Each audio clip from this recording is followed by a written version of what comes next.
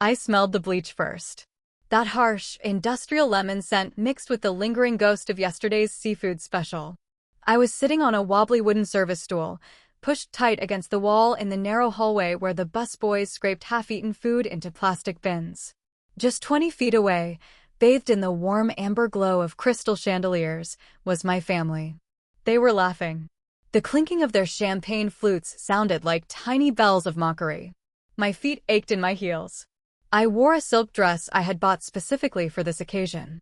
My hands rested in my lap, fingers tracing the edge of the expensive gift box I had wrapped for my father. And in my ears, echoing louder than the jazz music playing overhead, were the words my younger sister Fallon had just spoken to me in front of 15 relatives. "Sorry, this table is for family only. But we set you up a spot right over there." She had smirked. A bright, camera-ready smile that did not reach her cold eyes, pointing a manicured finger toward the hallway next to the kitchen doors. And my parents? My father looked away. My mother gave a nervous little laugh. Nobody stopped her. Nobody said a word to defend me. You might wonder why I did not just turn around and walk out right then and there. You might wonder why I sat down on that miserable stool, listening to the swinging kitchen doors smack against the walls every time a waiter rushed by. I sat there because a cold, hardened rage had finally crystallized in my chest. A lifetime of being the invisible daughter, the scapegoat, the human ATM, had just reached its breaking point. I was not just humiliated. I was erased. But what Fallon did not know, what my parents willfully ignored, was that my silence was not submission. It was a countdown. They thought they had put me in my place. They thought I was just the tragic, quiet sister who would swallow the insult to keep the peace. But the peace was already dead. I was just waiting for the funeral. And the funeral director was about to arrive, carrying a black leather booklet. The situation was about to escalate beyond anything their fragile, image-obsessed minds could comprehend. You see, this was not just about a seat at a table. This was about $30,000, a secret life they knew nothing about, and a massive reality check. Have you ever sat in a room full of your own blood relatives and felt like an utter stranger? Let me know in the comments below. Because what happened next was a long time coming. To understand the weight of that night, you have to understand the dynamic of my existence. I am Maeve. For 34 years, I have been the ghost haunting my own family tree. My sister, Fallon, is 31. She is the golden child, the sun around which my parents, Harlan and Beatrix, desperately orbit. Fallon calls herself a lifestyle consultant on social media. She posts photos of matcha lattes, expensive skincare routines, and vague inspirational quotes about manifesting wealth. What she does not post about is her maxed-out credit cards, the collection agencies calling her phone, or the fact that her lavish lifestyle is held together by Scotch tape and my bank account. Sitting there in that hallway, watching the waiters carry silver platters of Wagyu beef and roasted asparagus to the long mahogany table, I watched my family. I observed them with a clinical detachment that surprised even me. My father, Harlan, was holding court at the head of the table. He wore his favorite navy blazer, laughing loudly at a joke my uncle told.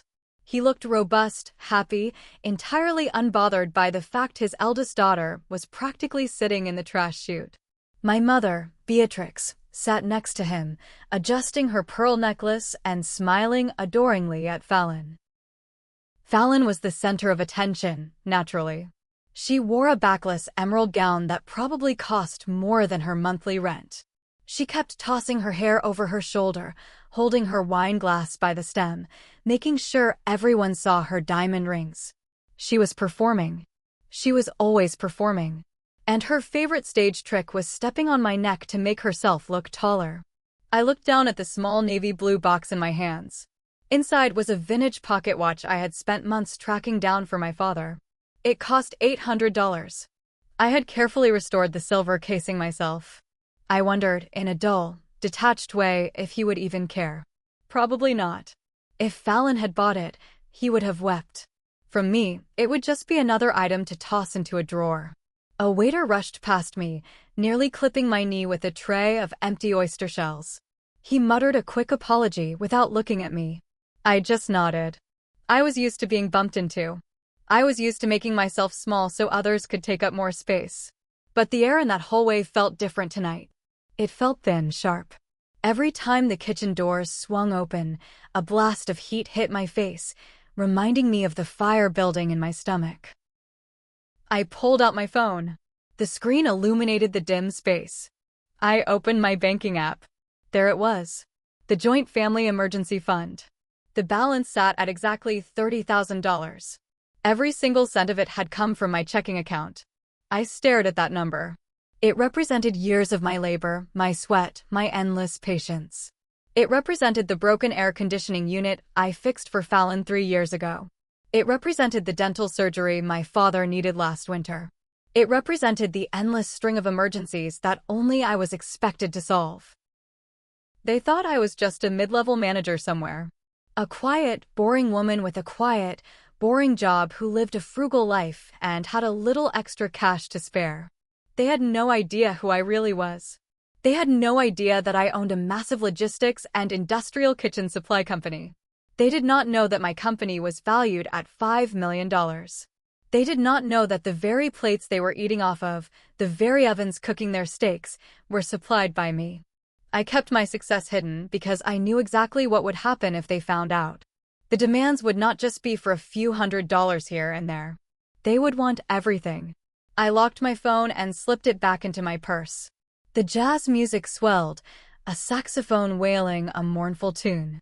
I watched Fallon lean over and whisper something to my aunt. They both looked in my direction and giggled. A sharp, cruel sound that pierced through the clatter of silverware. Let them laugh. Let them enjoy their expensive wine and their exclusive table. They were feasting on my dime, oblivious to the trap they had just walked into. Because when the bill finally arrived, the rules of the game were going to change forever. I was done being the dependable safety net. Tonight, I was cutting the cord. Sitting on that stool, breathing in the scent of dirty dishwater and expensive perfume, my mind began to drift. It is funny how trauma works. You think you have buried the past, but all it takes is one spark, one careless smirk, and the whole museum of your pain opens its doors for a guided tour. I closed my eyes and let the memories wash over me, not to torture myself, but to fortify my resolve. I needed to remember exactly why I was doing this. I needed to remember the exhibits in my personal museum of pain. Exhibit A was a bright, sunny afternoon in May, 12 years ago. My college graduation. I had busted my back to graduate top of my class with a degree in supply chain management. I had worked 2 jobs, surviving on cheap noodles and instant coffee, studying until my vision blurred. I had sent my parents the invitation months in advance. I had reserved 4 seats. When they called my name to walk across the stage, I looked out into the sea of proud families, holding balloons and screaming for their kids. I scanned the rows, my heart hammering against my ribs. I looked for my father's broad shoulders. I looked for my mother's bright yellow sundress. 4 empty folding chairs stared back at me. I took my diploma with a plastered smile, my hands trembling. When I got back to my tiny, mold-smelling apartment, I called my mother. She answered on the 3rd ring, sounding breathless and annoyed. "Oh, Maeve, sweetie, we are so sorry," she had said, her tone dripping with fake sympathy. Fallon got a callback for that commercial audition in Los Angeles. It was very last minute. She was so nervous, she just begged us to drive down with her for moral support. You know how fragile she gets. You understand, right? You are always so strong. I am always so strong. That was their favorite excuse. Because I did not cry, because I did not throw tantrums, they assumed I did not bleed. Fallon did not even get the commercial. She spent the weekend shopping on their credit cards while I sat alone in my room, staring at a piece of paper that suddenly meant nothing. Exhibit B was the Great Financial Divide. A few years after graduation, I was drowning in student loan debt.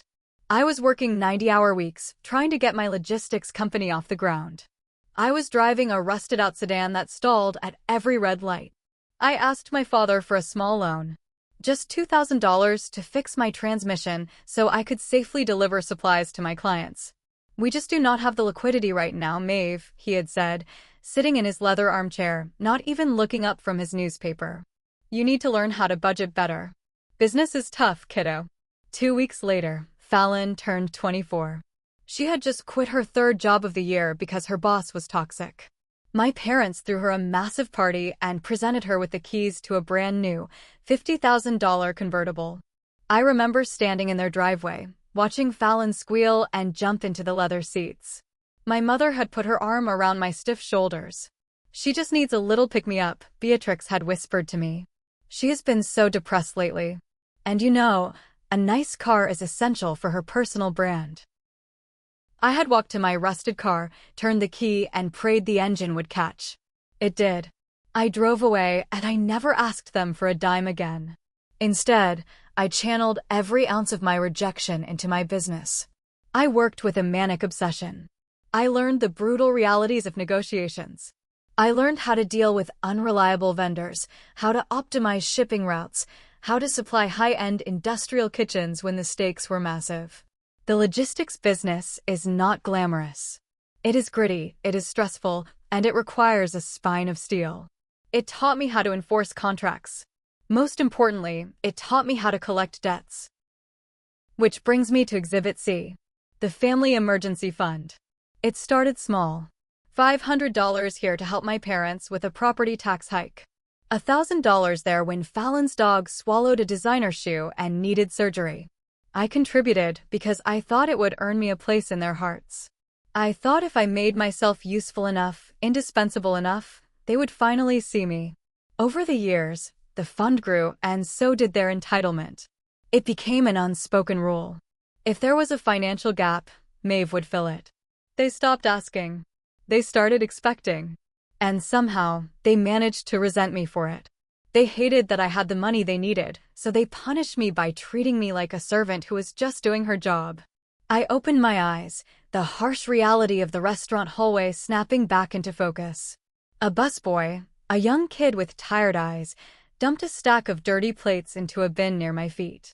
"Sorry, miss," he muttered. "It is fine," I said quietly. I looked back at the main table. My father was holding up his glass of wine, tapping it with his fork. The chatter died down. He was making a toast.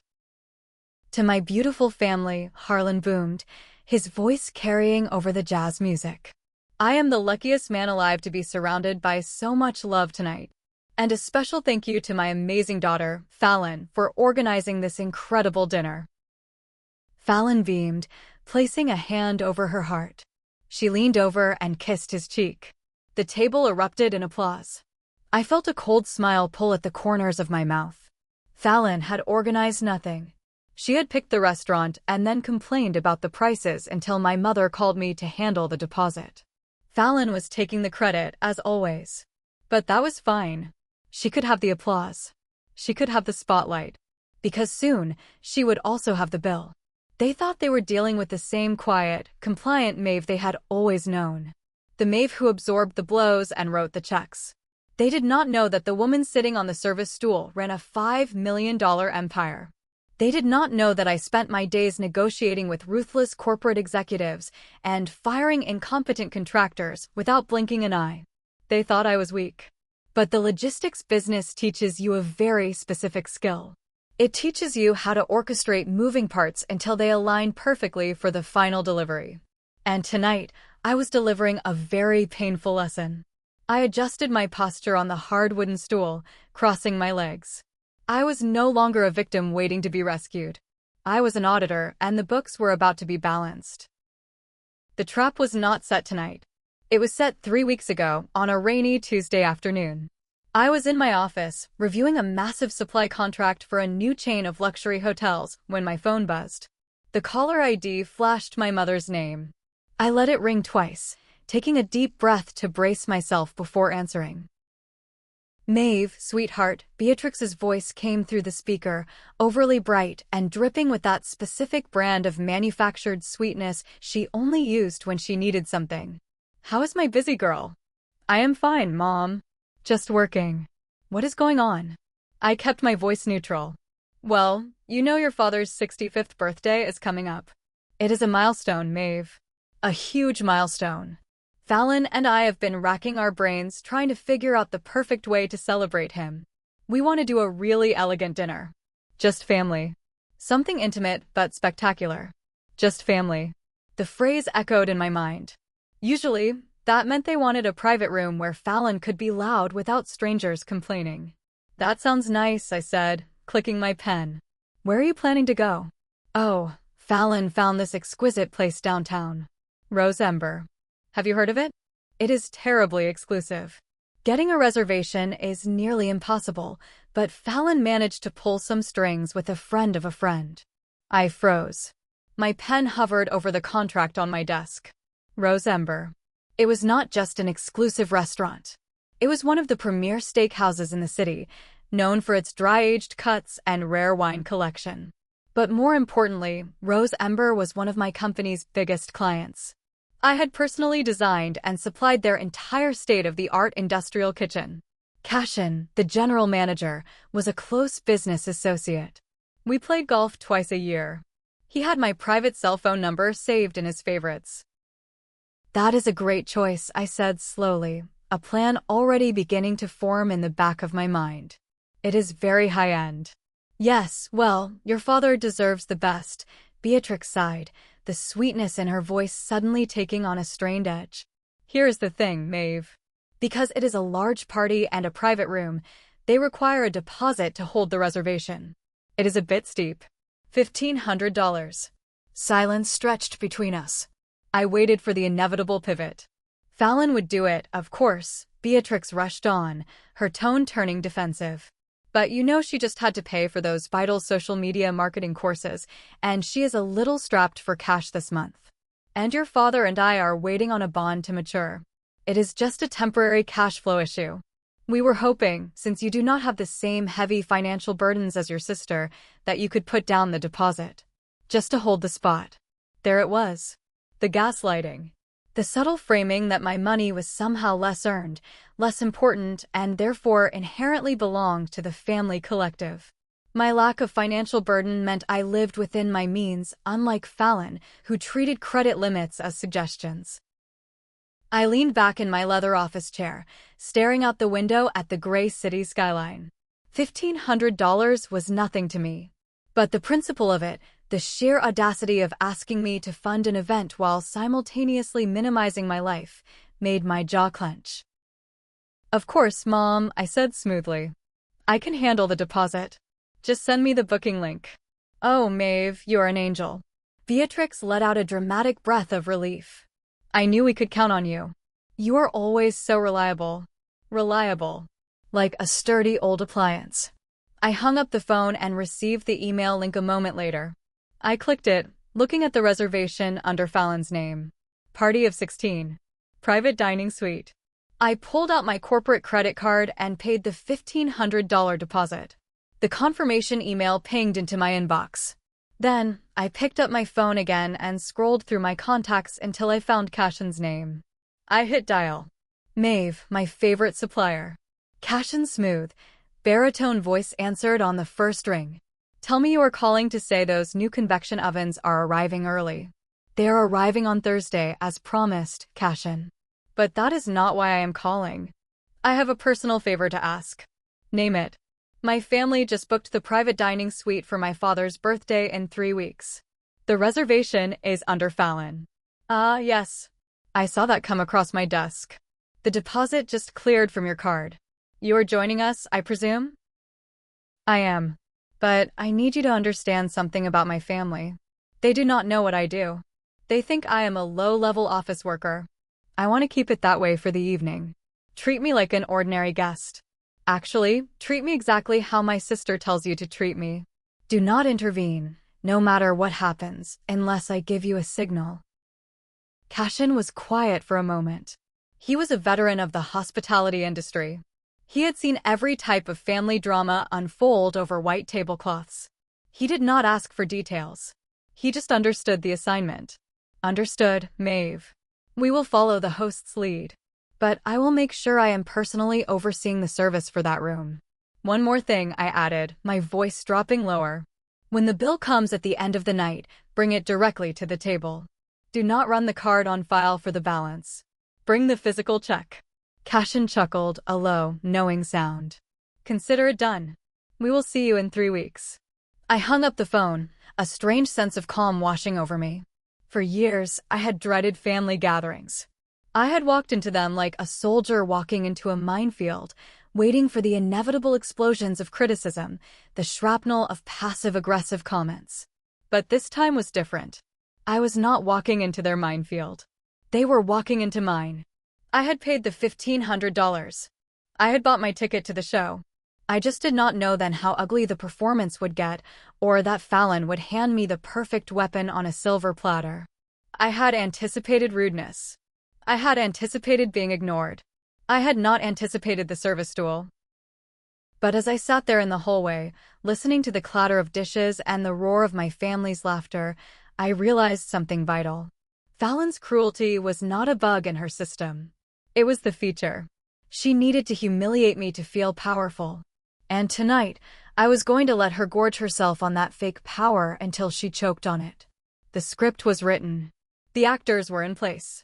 All I had to do was wait for the final act. Let us return to the present. Let us walk through the doors of Rose Ember one more time, so you can fully grasp the anatomy of the insult.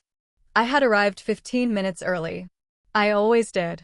It was a habit born from a desperate need to not give them any ammunition to criticize me. I checked my coat at the front desk, smoothing down the dark silk of my dress. The hostess, a young woman with a polished smile, checked my name off a list and led me up the grand, sweeping staircase toward the private dining suites. The air smelled of expensive steak sear, truffle oil, and old money. The heavy oak doors to the suite were open. I stepped inside and immediately felt the temperature drop in my chest. They were all already there. 15 people.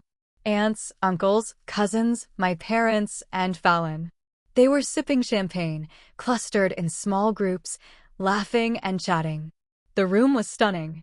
Floor-to-ceiling windows overlooking the city, a massive mahogany table gleaming under a crystal chandelier, heavy velvet drapes.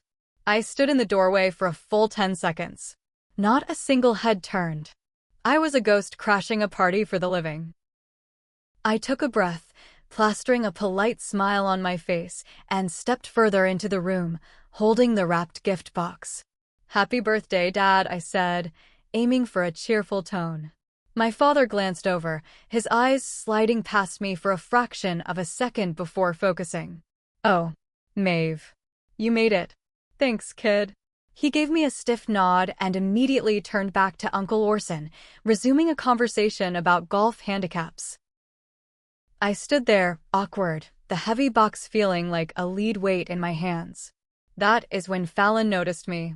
She broke away from a group of cousins, her emerald dress sweeping the floor, holding a flute of sparkling rose. "Maeve," she drawled, her voice loud enough to cut through the ambient chatter. "You're here. Good." I smiled, though my jaw was tight. "Hi, Fallon. The room looks beautiful." "It does it not?" I spent weeks curating the vibe. She took a sip of her wine, her eyes scanning me up and down, taking in my dress, my hair, my shoes. A micro-expression of disdain flickered across her perfect face. "Listen, there has been a tiny little mix-up with the seating." I looked at the massive mahogany table. It was set flawlessly. Charger plates, crystal glassware, custom-printed menus. I quickly counted the chairs. 15. A mix-up? I asked, my voice steady. "Yeah." Fallon sighed, tapping a manicured nail against her glass. "We had a few unexpected plus ones confirm at the last minute. Cousin Jenna brought her new boyfriend, and Uncle Leo decided to come after all. So, the main table is completely full." I stared at her.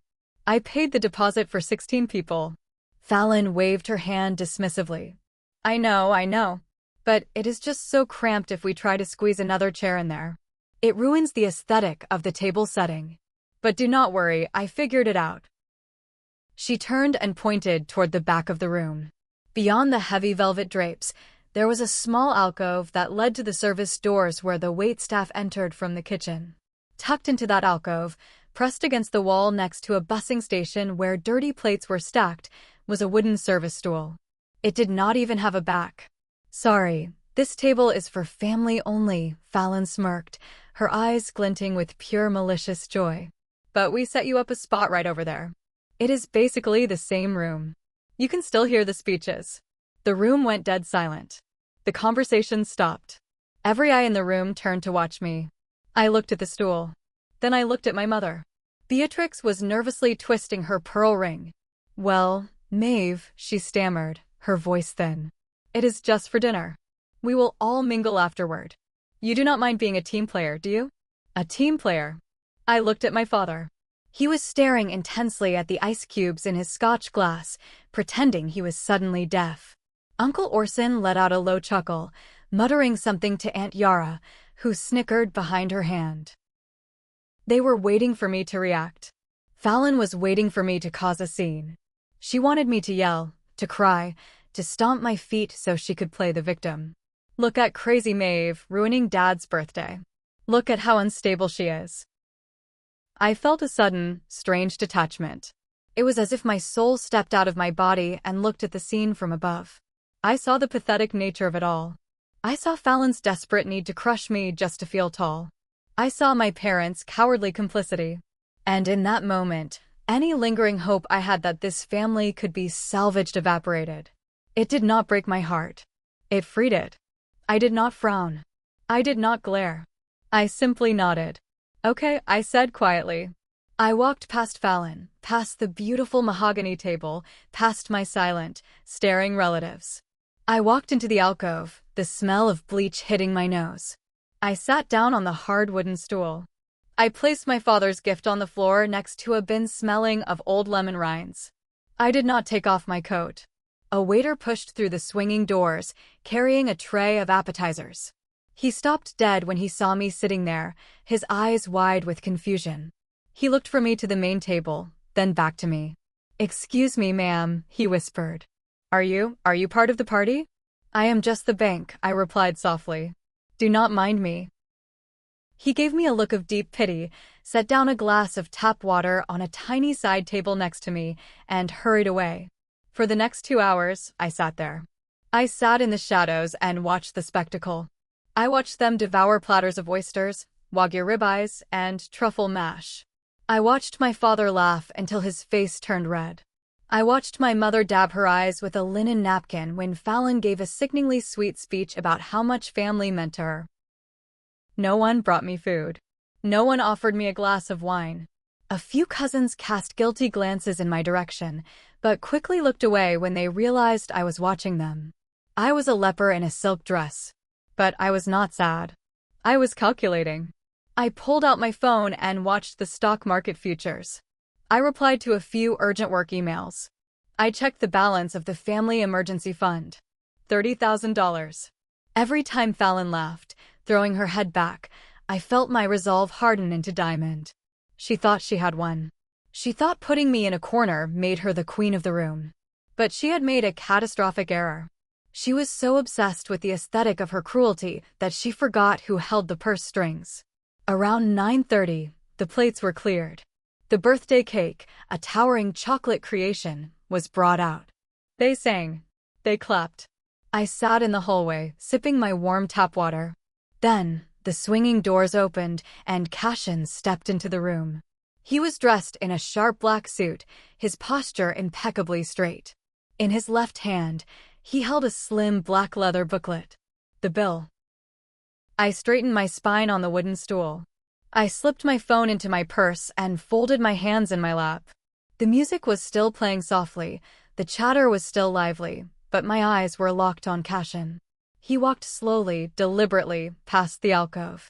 He did not look at me, but I saw the subtle tightening of his jaw. He approached the head of the table, standing between my father and Fallon. The chatter died down.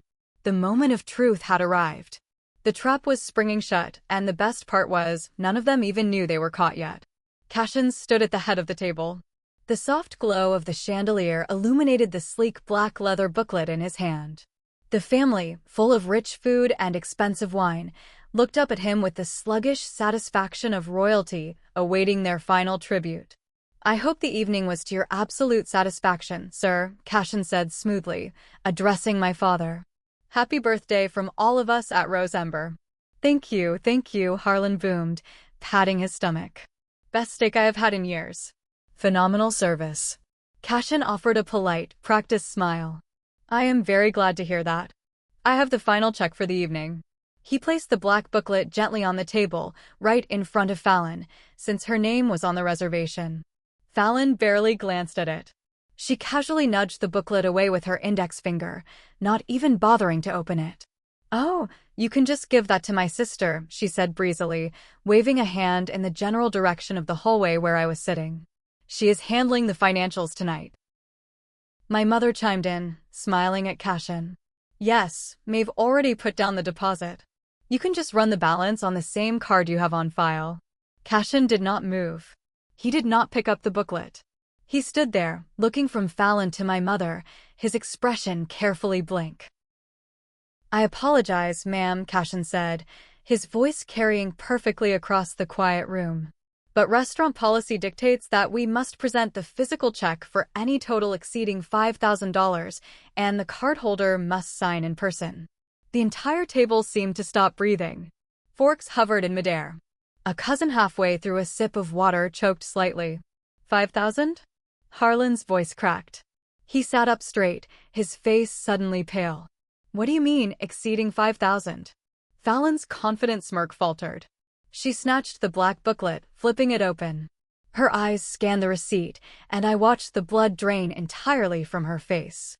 Her jaw actually dropped. Cashin remained the picture of professional composure. The total for the food, private room fee, and gratuity comes to $4,500. However, the addition of the 3 bottles of vintage Dom Perignon brings the final total to $8,500. $8,500. The number hung in the air like a guillotine blade. Dom Perignon? My father yelled, losing all his jovial birthday charm. Who ordered 3 bottles of vintage champagne? We drank the house red. Fallon looked like she was going to be sick. She visibly shrank in her chair. I asked them to bring a few bottles to the side table, she stammered, her voice high and panicked. Just for some photos. For my brand. I was going to ask them to put it back. Cashin's tone was polite but firm. The bottles were popped and poured, miss. They cannot be returned. The silence that followed was heavy, suffocating. My mother looked terrified. My father looked furious. Uncle Orson suddenly found the ceiling architecture fascinating. They were staring down the barrel of a massive bill, a bill generated entirely by Fallon's vanity. And then, like a synchronized swimming team, 15 heads slowly turned to look at me. I was still sitting on the service stool. I had not moved. I sat in the dim lighting of the hallway, bathed in the smell of bleach, watching them drown. Maeve, my mother called out, her voice trembling, stripping away all the fake sweetness. Maeve, come here.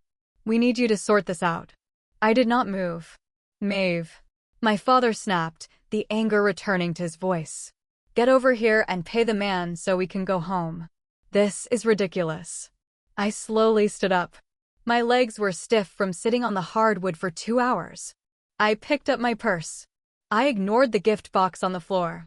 I walked out of the shadows of the hallway and stepped into the light of the main room. I stopped a few feet from the table, looking at the 15 faces staring at me with desperate, demanding expectation. They did not see a daughter. They did not see a sister. They saw a wallet. They saw the solution to Fallon's stupidity. I looked at Fallon. She was clutching her emerald dress, staring at me with wide, panicked eyes. Please, Maeve, she mouthed silently. I looked at Cashin. He met my gaze, waiting for my signal. I took a deep breath. The air in the room felt electric. Every year of disrespect, every ignored accomplishment, every time I was shoved aside so Fallon could shine, converged into this single, crystalline moment. If you were in my shoes, looking at the family who just forced you to sit by the trash, would you hand over your credit card to save their pride? Or would you walk away? If you think I should walk away, drop a "I'm win" in the comments right now. I will heart and reply to every single one of you who drops that code, because you know what it takes to stand your ground. I looked back at my father, whose face was turning a dangerous shade of red. I looked at my mother, who was practically begging me with her eyes. I paid the $1,500 deposit, I said, my voice calm, clear, and devoid of any emotion. I booked this room. But I was told very clearly tonight that this table is for family only. A collective gasp echoed around the room. Aunt Yara covered her mouth. Maeve, do not do this right now, my mother hissed, panic edging her voice. Do not make a scene. Just pay the bill and we will deal with it tomorrow. I am not making a scene, Mom. I replied smoothly. I am just following the seating arrangement. I was not seated. I did not eat. And I certainly did not drink $4,000 worth of champagne for a photo shoot. Fallon stood up, her chair screeching against the hardwood floor. You are being a psycho, Maeve. She screamed, her carefully crafted persona completely shattering. You have the money. Just pay it. You always pay. I tilted my head, looking at her as if she were a strange, pathetic insect. I do have the money, Fallon. But I do not have a seat. So now, you all get to figure out the rest. I turned my gaze to Cashin. He gave me a barely perceptible nod. Not my table, I said. I turned on my heel and walked toward the exit. My heels clicked sharply against the floor, a steady, rhythmic drumbeat of freedom. Behind me, chaos erupted. Harlan started yelling at Fallon. My mother started crying. Uncle Orson was loudly declaring that he was not paying a dime. The facade of the perfect, loving family had shattered into a million expensive, jagged pieces. I pushed through the heavy oak doors and walked down the grand staircase. The cool night air hit my face as I stepped out of the restaurant, and for the first time in 34 years, I took a full, deep breath. I did not feel guilty. I did not feel sad. I felt like a titan. But I was not done. The restaurant bill was just the opening act. Because as I pulled out my phone to hail a car, I knew they were going to scramble.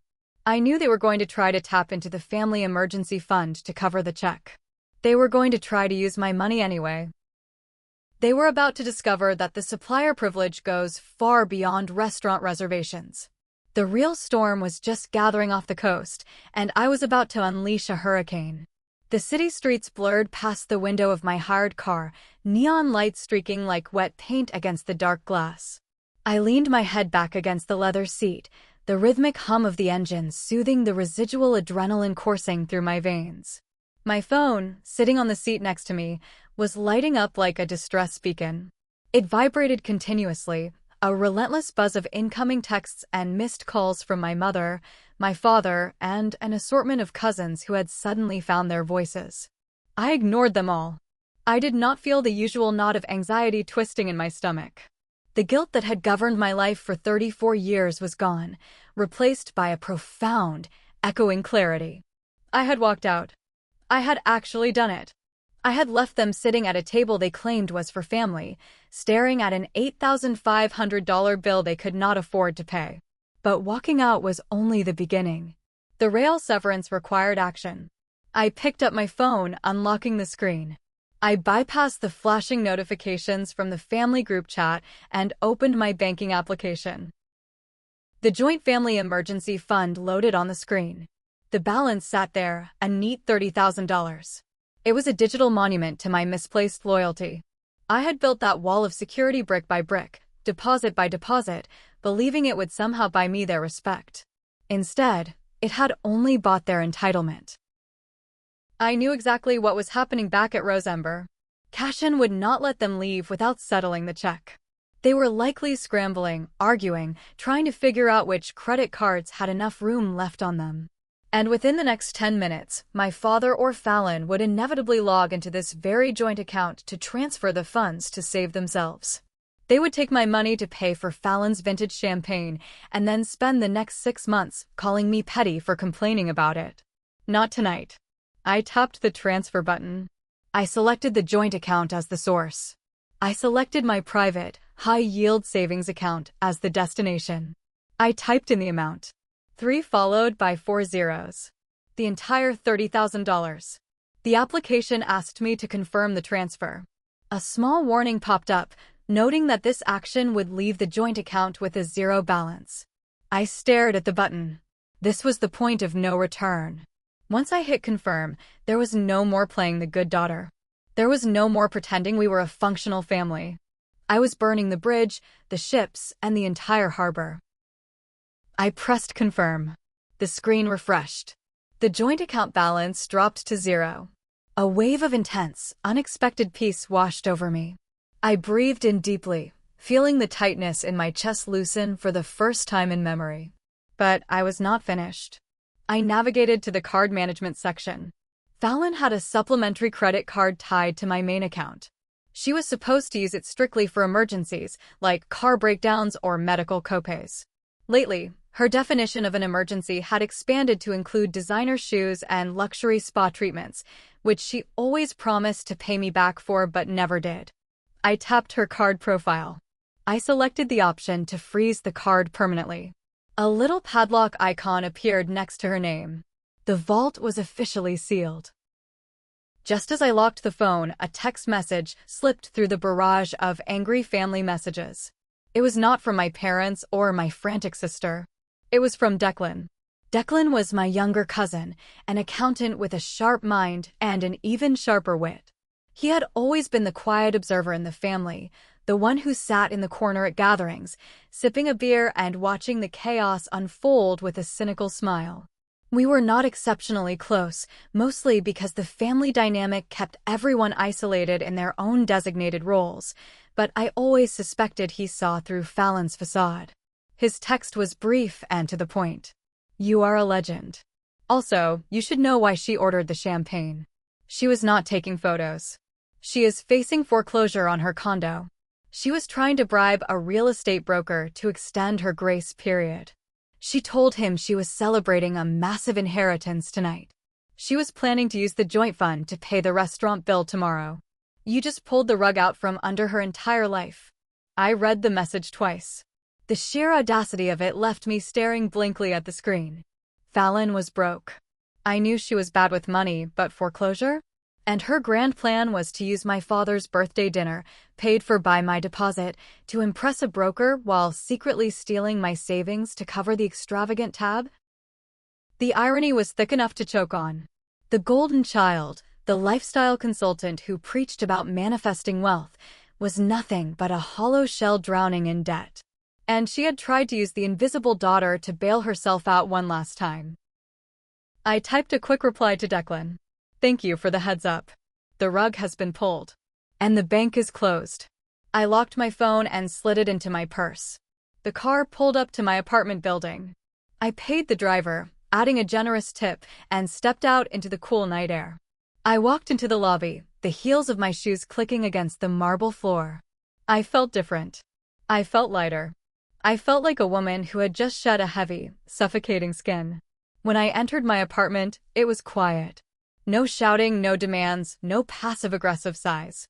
Just the hum of the refrigerator and the soft glow of the streetlights filtering through the blinds. I poured myself a glass of water, walked into my bedroom, and took off the silk dress. I hung it carefully in the closet. I did not check my phone again. Let them panic. Let them scramble. The storm was raging across town, but in my apartment, the weather was perfectly calm. I woke up the next morning feeling more rested than I had in a decade. The sun was streaming through my window, casting long, golden rectangles across my hardwood floor. I stretched, enjoying the quiet serenity of my space. I made a pot of strong coffee, the rich aroma filling the kitchen, and sat down at my dining table. It was time to survey the damage. I picked up my phone. The notification screen was a chaotic mess of red numbers. 42 missed calls. Over 150 unread text messages. The family group chat, which usually only saw activity during holidays, had exploded into a digital war zone. I opened the chat, scrolling back to the beginning of the meltdown. It started around 10 o'clock last night, right about the time Cashin would have demanded a different form of payment. My father was the first to text. Maeve, pick up your phone right now. You embarrassed this family in front of the entire restaurant. This is unacceptable behavior. Then came my mother. Sweetheart, please come back. We are so confused. Why are you acting like this? You know your sister did not mean anything by the seating arrangement. It was just a misunderstanding. Please, the manager is being very difficult about the bill. As the night wore on and it became clear I was not coming back to save them, the tone shifted. The desperation turned into vitriol. Fallon sent a voice note. I did not listen to it, but the transcription feature on my phone caught the essence. You are a petty, vindictive, jealous monster. You ruined Dad's birthday on purpose. You have always been jealous of me. I tried to use the emergency fund to pay the bill, and the card was declined. Did you steal the family money? You are a thief. Then came the flying monkeys. Aunt Yara chimed in. I cannot believe you would do this to your parents, Maeve. After everything they have done for you. You need to apologize and wire them the money immediately. Uncle Orson added his 2 cents. Very disappointed in you, Maeve. Family is supposed to stick together. You abandoned your own flesh and blood over a chair. Grow up. I read through the messages, sipping my coffee. The manipulation was textbook. They were trying to flip the narrative. They were trying to make my reaction to their abuse the actual problem, ignoring the abuse itself. They wanted me to feel guilty. They wanted me to doubt my own reality. But their words had lost their power. They were just desperate people trying to maintain a broken system. I set my coffee mug down. I was not going to argue with them in a group text. I was not going to defend myself against their twisted logic. I was going to use facts. Cold, hard, undeniable facts. I opened my laptop and logged into my email. I created a new message and pasted the email addresses of every single family member who had been at that dinner into the blind carbon copy line, including Declan, including Aunt Yara, including my parents and Fallon. The subject line was simple: the truth about the birthday dinner. I began to type, my fingers flying across the keyboard with clinical precision. Dear family, since there seems to be a great deal of confusion regarding my departure from last night's dinner, and since some of you are accusing me of theft, I am writing to clarify the situation with documented evidence. I attached the first file. It was the digital receipt from my corporate card showing the $1,500 deposit paid to Rosember.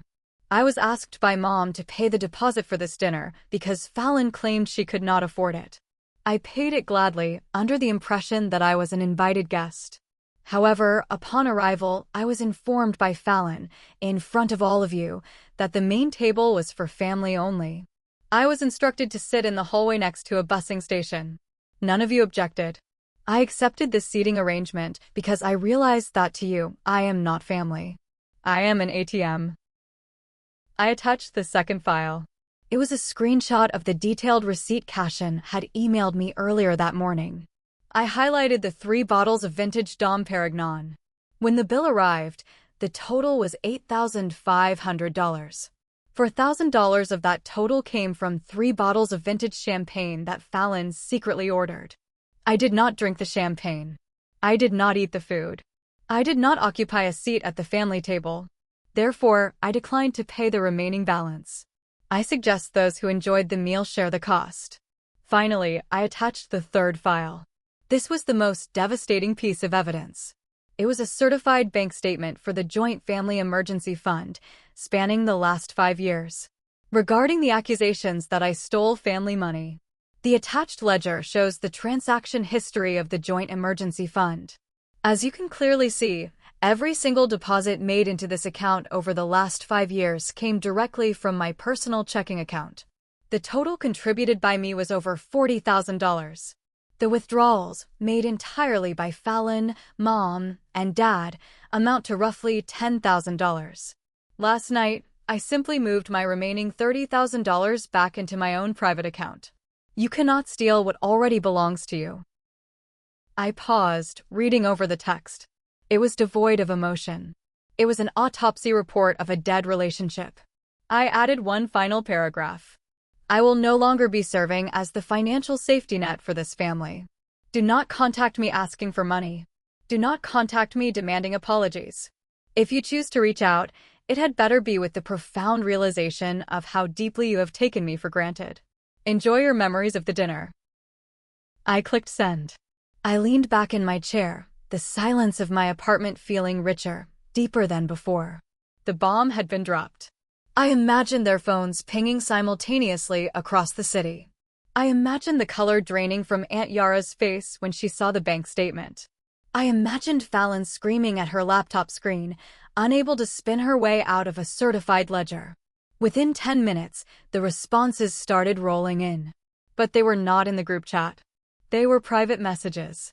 Aunt Yara texted, "Maeve, I had no idea you were funding that account. Your mother told us it was from your grandfather's estate. I am so sorry I spoke out of turn. A cousin I barely spoke to sent an email. Just read the attachments." What Fallon did with the champagne was disgusting. Good for you for walking out. Even Uncle Orson, the loudest critic, sent a short message. "I stand corrected. The check was out of line. We split the bill last night. Your dad had to empty his savings." The narrative had shattered. The flying monkeys were dropping out of the sky. But from my parents and Fallon, there was nothing but a deafening, terrifying silence. They were cornered by the truth, and they had no idea how to fight back without looking worse. I closed my laptop and stood up. I had a logistics empire to run. I had shipping containers to track and supply chains to optimize. For the first time in my life, I was putting all my energy into my own future, instead of throwing it into the bottomless pit of my family's past. The morning transitioned into a productive afternoon. I was reviewing quarterly projections for my company, entirely immersed in spreadsheets and profit margins, when my personal cell phone rang. I glanced at the screen. The caller ID displayed a name I had not seen in nearly 2 years. Veda. Veda was Fallon's former business partner and, briefly, her roommate. They had started some sort of boutique public relations firm together a few years ago. The venture collapsed spectacularly when Veda discovered Fallon was using company funds to finance her personal wardrobe. Veda had quietly cut ties, dissolved the LLC, and disappeared from our family's orbit. I had always liked her. She was sharp, pragmatic, and possessed a low tolerance for nonsense. I picked up the phone. "Hello, Veda. This is a surprise." "Maeve," Veda's voice came through, sounding slightly breathless, as if she were pacing. "I know we have not spoken in a long time, but I had to call you. I still talk to your cousin Declan occasionally. He sent me a screenshot of your email. The one with the receipts." I said, leaning back in my office chair. "News travels fast." "It is legendary," Veda said, letting out a dry, humorless laugh. "I am calling because I need to tell you something. Something I should have told you years ago when I walked away from Fallon. But I was just so exhausted by her drama, I just wanted out." "I am listening." "You need to understand what you are dealing with, Maeve. You think Fallon acts this way because she thinks she is better than you. You think she is just a spoiled brat who loves being the center of attention. Is she not?" I asked, genuinely curious. "No," Veda said firmly. "She acts this way because she knows she is nothing compared to you. And it eats her alive." I frowned, staring at the financial projections on my monitor. That does not make sense. My parents have treated her like royalty since the day she was born. She has always had the spotlight. "She has the spotlight," Veda corrected, "but she knows she has no substance. When we lived together, she used to stalk your LinkedIn profile. She found out about your logistics company. She found out about the government contracts you secured, the warehouses you bought. She knows you are a self-made millionaire, Maeve. She has known for 3 years." I felt a cold shock ripple through me. She knew? All this time, she knew I was not just some low-level office worker? Of course she knew, Veda continued. And it terrified her. Her entire identity is built on being the successful, glamorous sister. Discovering that you, the sister she always mocked, were quietly building an empire while she was drowning in credit card debt broke her brain. She could not handle the reality that you were actually the winner. So, she doubled down on the abuse. I sat there, processing this revelation. It shifted the entire landscape of my past. Every snide comment, every public humiliation, every time she demanded I pay for something, it was not born of superiority. It was born of sheer, desperate insecurity. She was trying to force me into the role of the subservient ATM to maintain her delusion. "Last night," Veda said softly, the chair by the kitchen doors, "that was not an accident. That was a calculated move to break you in public. Because if she could humiliate the millionaire CEO's sister and make her sit by the trash, then Fallon could still pretend she was the queen. She needed you to submit to prove to herself that your money did not make you powerful. The silence stretched between us. I thought about Fallon, standing in her emerald dress, pointing at the service stool with that fake smirk. It was not a smirk of victory. It was a grimace of survival. She was a drowning woman trying to hold my head underwater so she could breathe. "Thank you, Veda," I said finally, my voice steady. "I appreciate you telling me this. It clarifies a lot." "Do not let them back in, Maeve," Veda warned. "Now that the secret is out, now that they know the bank is closed, they are going to get desperate. Fallon is facing ruin, and your parents will do anything to protect her. Watch your back." We said our goodbyes and hung up. I set the phone down on my desk. My heart was not racing. I did not feel anger anymore. I felt a profound, overwhelming sense of pity. Fallon was trapped in a prison of her own making, terrified of the truth, forever performing for an audience that was slowly realizing the show was a scam. Suddenly, a notification popped up on my computer screen. It was an alert from my banking software. Since I had frozen Fallon's supplementary card, the system was configured to notify me of any declined transaction attempts. I clicked the alert. Declined transaction. Cardholder: Fallon. Location: Gold Standard Pawn and Jewelry Exchange. Amount: $1,200. I stared at the screen. She was at a pawn shop. She was trying to run a frozen credit card at a pawn shop to get cash. The reality of her situation was far more pathetic than I had even imagined. The illusion of the golden child was disintegrating in real time. My phone buzzed again. This time, it was an alert from the security camera at the front entrance of my apartment building. I opened the app, viewing the live feed. Standing in the lobby, looking disheveled and older than I had ever seen him, was my father.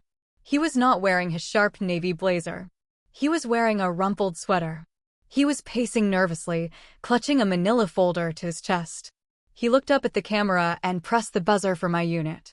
The intercom on my wall chimed. I sat still for a moment, watching him on the screen. The man who had ignored me at my college graduation. The man who had refused to loan me $2,000 to fix my car. The man who had let me sit by a trash can while he feasted on steak. He had come to my door. I stood up from my desk, smoothing my skirt. Veda was right. The desperation had set in. I walked over to the intercom and pressed the talk button. "Yes?" I said, my voice projecting crisp and clear into the lobby. "Maeve," my father's voice cracked through the speaker. It sounded thin, stripped of its usual booming authority. "Please, let me up. I need to talk to you. I am so sorry about everything. Please, just 5 minutes." I looked at his face on the monitor. I saw the fear in his eyes. But I also saw the manila folder clutched in his hands. I pressed the button to unlock the lobby doors. "I will meet you at my door," I said. I walked out of my home office and stood in the entryway of my apartment, waiting. The elevator dinged down the hall. Heavy footsteps approached. The final confrontation had arrived, and I was armed with nothing but the absolute truth. I opened my apartment door before he could even knock. Harlan stood in the hallway, his shoulders slumped. Up close, the toll of the last 24 hours was evident. Deep bags hung under his eyes, and his usually perfectly combed silver hair was a mess. He looked at me, taking in my calm demeanor, my tailored clothes, the quiet elegance of my home behind me. He seemed to shrink under my gaze. "Maeve," he began, his voice wavering. He took a step forward, as if to enter, but I did not move from the threshold. I stood directly in the center of the doorway, blocking his path. "You can say what you need to say from right there, Harlan," I said. My voice was not unkind, but it was devoid of any warmth. It was the voice I used to terminate failing supplier contracts. He swallowed hard, looking down at his shoes before meeting my eyes again. "I am sorry," he said. "I am so terribly sorry for last night. I was blind. I let Fallon take control of the evening, and I did not stand up for you. I read your email. Seeing the bank statements, seeing what she did with the champagne. It was a wake-up call. Your mother and I, we have made mistakes. We took you for granted. We favored her, and it was wrong. It was a good apology. It hit all the right notes. Ownership of the mistake, acknowledgement of the favoritism, a declaration of remorse. If he had said these words to me 10 years ago, even 5 years ago, I might have wept. I might have thrown my arms around him and welcomed him back into my life. But I was no longer the desperate girl waiting for her father's approval. I was a CEO who knew how to read the fine print. And my eyes drifted from his apologetic face down to the thick manila folder he was squeezing tightly against his chest. "That is a beautiful apology, Harlan," I said evenly. "Did you practice it in the car?" He blinked, taken aback by my cold response. "No, Maeve, I mean it. I swear to you, things are going to change. We are going to hold Fallon accountable. We are going to prioritize you." "Hold her accountable?" I raised an eyebrow. "How? By making her pay the $8,500 restaurant bill?" He winced. The mention of the money was like a physical blow. "Well, that is the thing. We had to empty our retirement savings account to cover the check last night. Cashin threatened to call the police. And Fallon is in trouble, Maeve. Deep trouble." "I know," I said simply. "She is facing foreclosure. She is maxed out. She tried to pawn something earlier today using the card I froze." Harlan stared at me, his mouth opening and closing like a fish out of water. How do you know all that?" "I know a lot of things," I replied. "I know she has known about my company for years and hates me for it. I know you and Mom enabled her delusions because it was easier than dealing with her tantrums. What I want to know is, why are you really here?" He looked down at the folder in his hands, his knuckles white. I watched the last shred of his dignity evaporate in the hallway. "The bank is moving to repossess her condo on Monday," he whispered, the words tumbling out in a rush of shame. "She needs $50,000 to clear the arrears and stop the proceedings. Your mother is beside herself. We do not have it, Maeve. The restaurant bill wiped out our liquid cash. And with the joint fund gone." He trailed off, unable to finish the sentence. He did not have to. "You want me to give her $50,000, I stated, laying the ugly truth bare. "No, not give," he protested quickly, holding up the manila folder. "It is a loan. I brought the paperwork. We will co-sign. We will put a lien on our house. We will pay you back every cent with interest. Please, Maeve. If she loses that condo, she will be out on the street. Her brand will be ruined. She will fall apart." I looked at the folder. He had not come to apologize to his daughter. He had come to pitch a loan to a bank. The apology was just the mandatory cover letter. Veda was right. The desperation was absolute. I felt a profound, heavy sadness, not for myself, but for the pathetic reality of the man standing before me. He was willing to mortgage his own home, his own future, to protect a daughter who had just humiliated his other daughter in public. "Harlan," I said, my voice dropping to a quiet whisper. "Do you hear yourself? You are standing here, less than 24 hours after you let me sit next to a trash can at your birthday party, asking me to bail out the person who put me there." He looked up, tears finally welling in his eyes. "I know it is a lot to ask. I know I have no right. But she is your sister. She is family." "Family," I repeated, testing the word on my tongue. It tasted like ash. "Last night, Fallon told me the table was for family only. And you all agreed. I was not family then. I am only family today because your accounts are empty." "Maeve, please," he begged, stepping closer.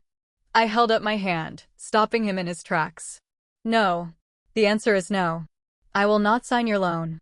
I will not give you a dime. If Fallon loses her condo, she can rent an apartment like a normal person. If her brand is ruined, she can get a real job.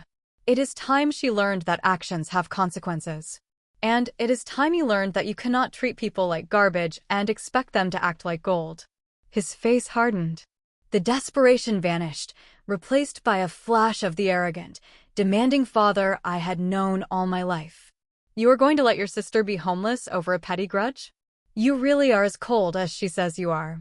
"I am not cold, Harlan. I am just a mirror. I am reflecting exactly what you have given me for 34 years. Nothing." I stepped back into my apartment and placed my hand on the edge of the heavy wooden door. Do not come back here, I said. Do not call me. If you or Fallon try to contact me again, I will have my lawyers draft a cease and desist order. Enjoy the rest of your birthday weekend. I pushed the door shut. The heavy lock clicked into place with a satisfying, final thud.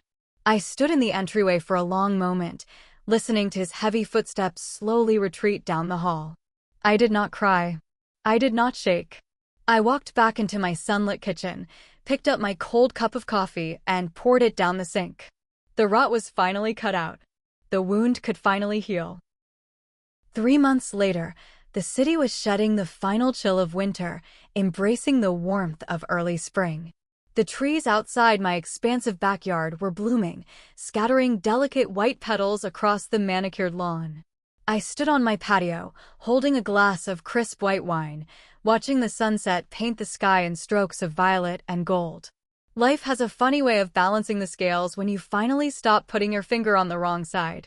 The fallout from my email and my father's failed visit had been spectacular and complete. The extended family, armed with the undeniable proof of the bank statements, had turned their collective judgment away from me and entirely onto Fallon and my parents.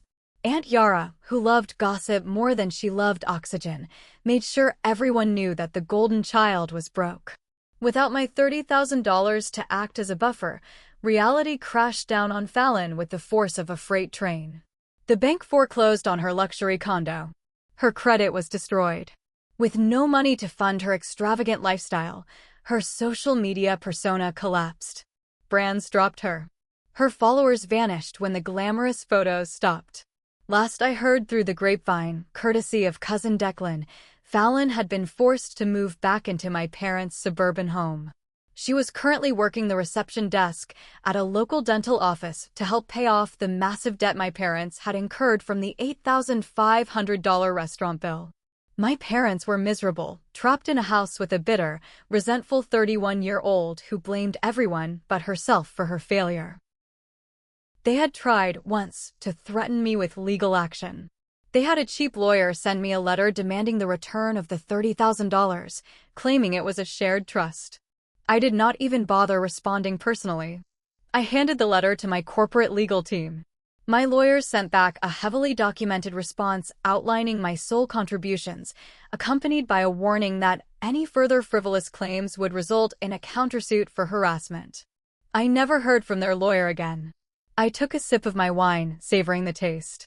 I was not gloating over their misery. I simply did not care anymore. They were characters in a book I had finished reading and put back on the shelf. A burst of laughter drew my attention back to the present. My patio was illuminated by strings of warm, Edison-style fairy lights. In the center of the space sat a massive, custom-built oak dining table. I had sourced it from a local artisan. It was rustic, heavy, and beautiful. Gathered around the table were 6 people. My people. Cashin was there, having taken the night off from Rosember. He was pouring a rich red wine for Declan, who was telling a hilarious story about a tax audit that had everyone in stitches. Across from them sat Veda, who had recently started a new, highly successful marketing agency based on actual talent rather than smoke and mirrors. My lead logistics manager, a brilliant woman named Sarah, was arguing good-naturedly with my neighbor about the best way to grill a steak. The table was set with heavy ceramic plates, mismatched linen napkins, and simple glass tumblers. There were no place cards. There was no strict seating arrangement. There was no forced hierarchy. I walked over to the table and took my seat at the head. I looked down the length of the wood, meeting the eyes of the people who had proven their loyalty, their honesty, and their genuine care for me. They knew I owned a $5 million company, but they treated me the exact same way they did when they thought I was just scraping by. They valued my mind, my humor, and my presence. This was my table. I had built it. I had selected the guests. And there was absolutely no room for anyone who demanded a seat without earning it.